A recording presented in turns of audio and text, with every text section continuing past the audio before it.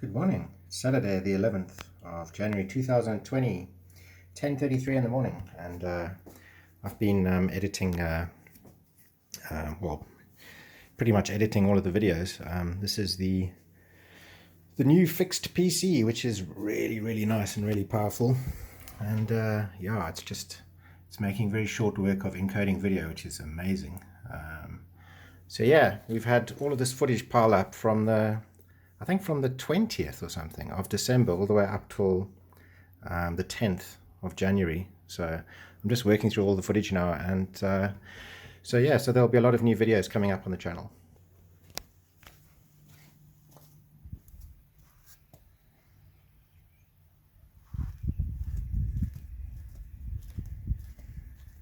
Hello, what are you up to? I've just brushed the dog. Oh, look, we've got a little dog here. Hello, little dog. Jeez. Is it the cat's turn now? Yeah, but he's not really hairy. Messick is molting madly.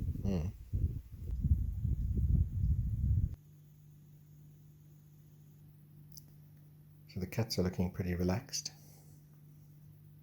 Gina's just gone to the shops. And I've been going through all of the footage and editing videos and stuff.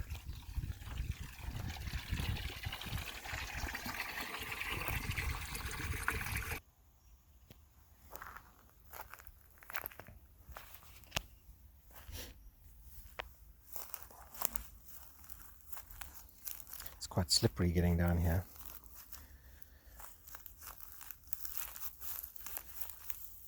So I want to cut some steps into it, you know. But yeah, I was quite surprised. I came here the other day and I actually saw one of the goldfish swimming around. I did not expect that. I mean, you look, this goes all the way back there. It's a huge volume of water. And these goldfish are tiny. I mean, they're like the size of my baby finger. And I actually saw one swimming around. Okay, yeah, so the wind yesterday has pushed a lot of the stagnation across here. So it's not looking too great today. It doesn't smell bad or anything like that, so that's good. So I never documented the well scenario particularly well. So someone came and put chlorine into the well.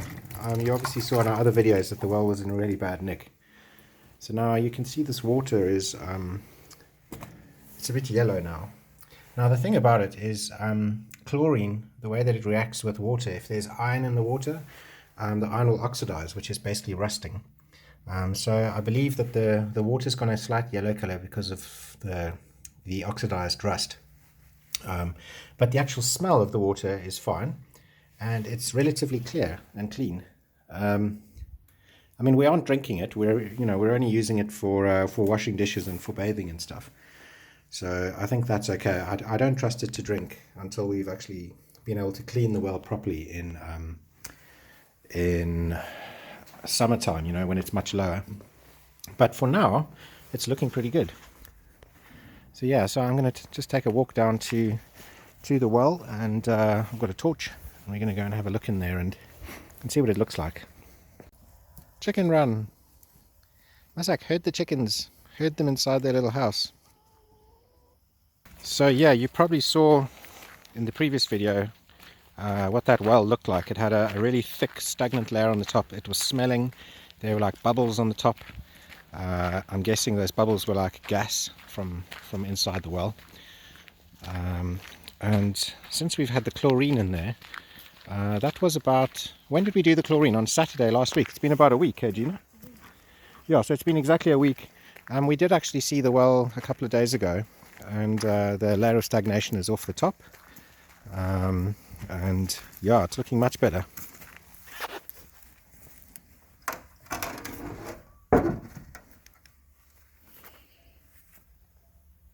Yeah, so that looks much better. I mean, there's no stagnant sort of layer on there at all. Obviously it's quite dark in here, you know, we've got the lid on, But before, I mean, there was like a shiny, oily, stagnant layer and bubbles. So yeah, much better. And this well is so high. I mean, I can't believe how high it is. It's probably about 5 foot below where my feet are. No, not even. It's probably, what, 4 foot? I mean, that is ridiculously high. That, you know, that's the water table here. So if you look into this field over here, it's at the height of that field. I mean, we could probably just dig with a shovel and you'd hit water. Yeah, so this is an area where we want to put a Mongolian yurt. You get the sunsets there. The sun rises on that side, sort of up towards the house. And then you've got this beautiful view of the Serra da Gardunha mountains here. I'll show you a different angle.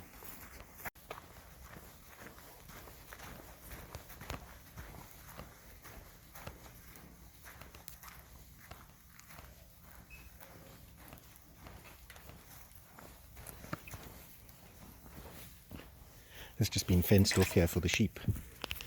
But what we were thinking is we've got like the main olive grove up there, and obviously our house, and that this would be a lovely area like in between these olives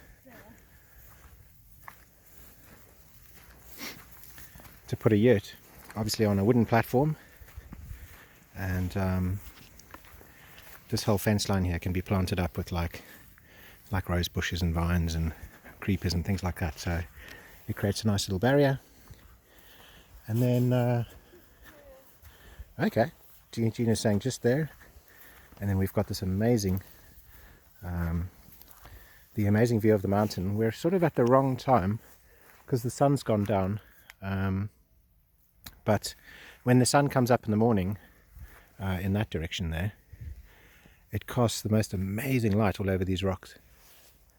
And then of course the people with the yurt would have this whole private field to themselves. And what I was explaining about the water table earlier from that well, at the moment the water table is almost here, so it wouldn't take much for us to dig a little dam in here, so there can be some water down here for, you know, for relaxing next to you. Oh, and then for access, there's actually a track running through here, and this track connects all the way back up to the road, so perfect for access. And oh yeah, another thing, from the well we can the well's already got electrics. It's got electrics and water, so we could run those down here and supply them to the yurt. Yeah, so that's looking back at the area and putting the yurt in there. The yurt that we're looking at ordering is it's a 6-walled yurt, so it's about 6.7 meters diameter, and I believe the center of it is 2.5 meters high. So yeah, it should be a lovely space, and you know, enough to put a nice little living area in there for people to rent out for holiday use. So we're at our other well, and yeah, there you can see this one's got a bit of stagnation going on it. I mean, it's expected, you know. We're not doing any irrigation, we're not moving any of this water around. It's uncovered. It's been quite sunny, so there's going to be like algae blooms in it. Like you can see there's a bit of an algae bloom. But yeah, there's a little bit of stagnation on here because there's obviously just no movement happening. But yeah, towards the end of summer, when these things are at their lowest, we'll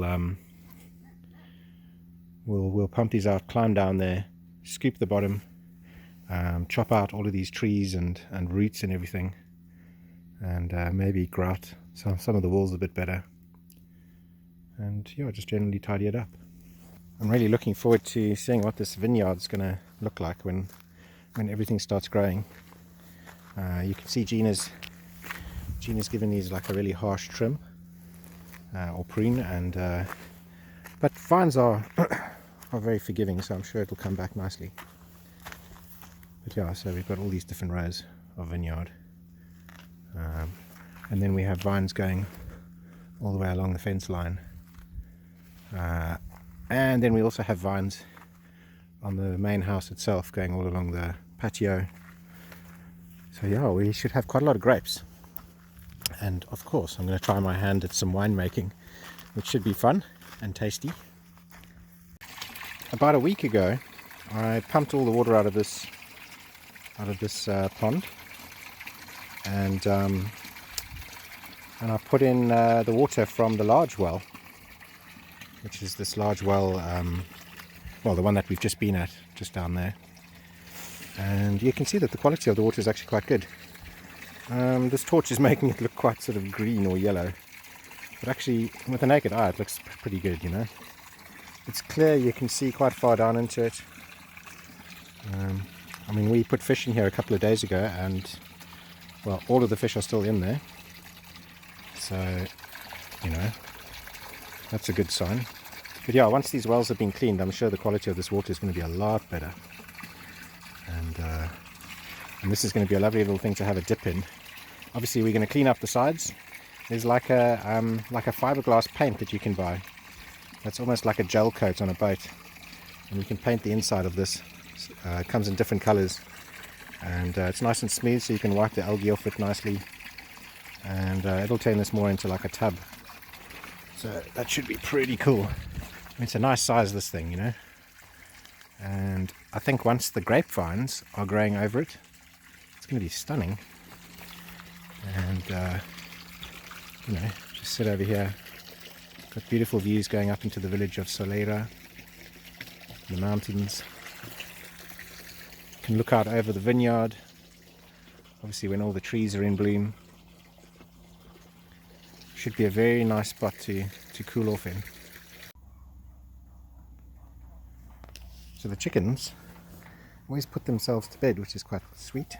As soon as the sun goes down, you see that they start going up in the little perches and stuff. I think there's one up there. Hello, chicken. So we got 2, 4, 6. So where are the 2 grey ones?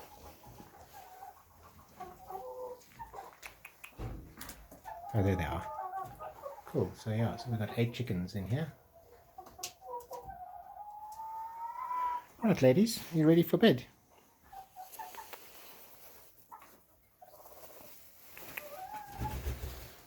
There we go. Sleep tight, my little chickens.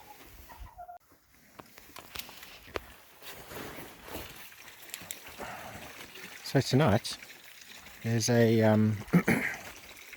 there's a jazz concert at the local pub. It's like an Irish pub in the local town, and so yeah, it starts at 10:30. It's about 10 o'clock now. For anybody who knows me, I'm going out at 10 o'clock. Yeah. Yeah, no, Gina doesn't like to stay awake late, so. That's an hour past my bedtime. Yeah.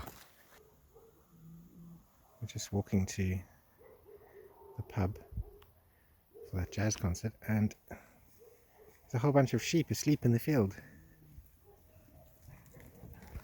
Oh.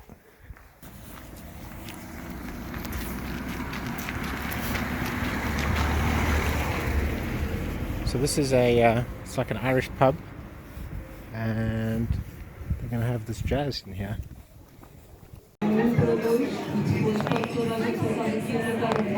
I'm guessing that's where the jazz is going to be.